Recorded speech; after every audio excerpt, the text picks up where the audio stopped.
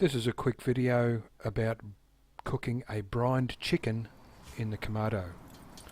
Start with a small fire and let it build up fairly gradually. We're looking for around about 150 degrees C in the pit, and we don't want an overrun in temperature. They're very hard to get back down again. Once we get it up close to the temperature, we can put the heat deflector in and also the grate on top. This will actually add a bit more mass to the unit and take up a bit more heat, so the temperature will drop. So we need to let it come back up to around about that 150 degrees again. It shouldn't take too long.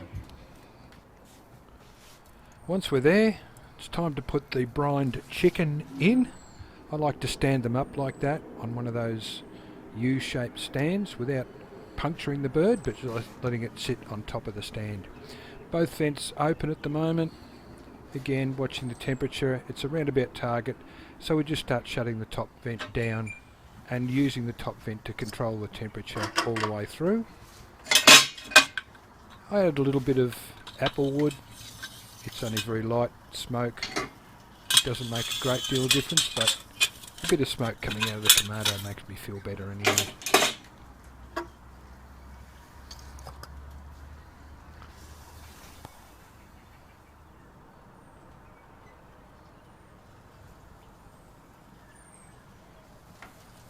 The whole process takes about an hour, but in the meantime we parboiled some vegetables, coated them in a bit of oil, duck fat is even better, and placed them on the grill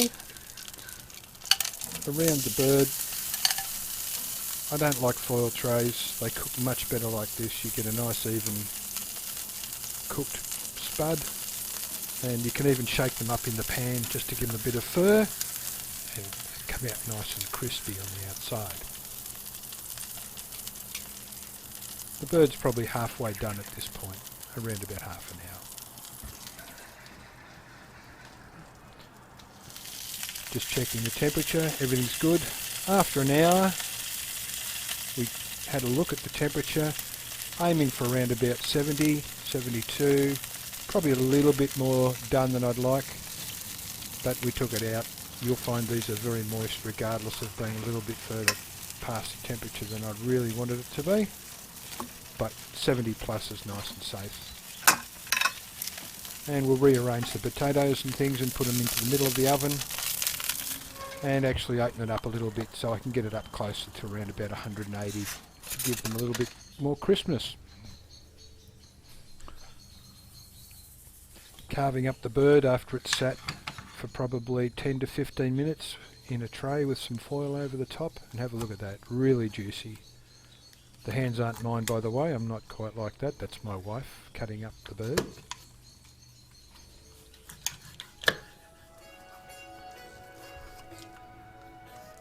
And my favourite part, the chicken breast, is just magnificent. The brine we used was Oak Ridge from Smoke and Jay. You can find them on the internet. They imported into Australia. It's called Game Changer Chicken Brine. Really nice.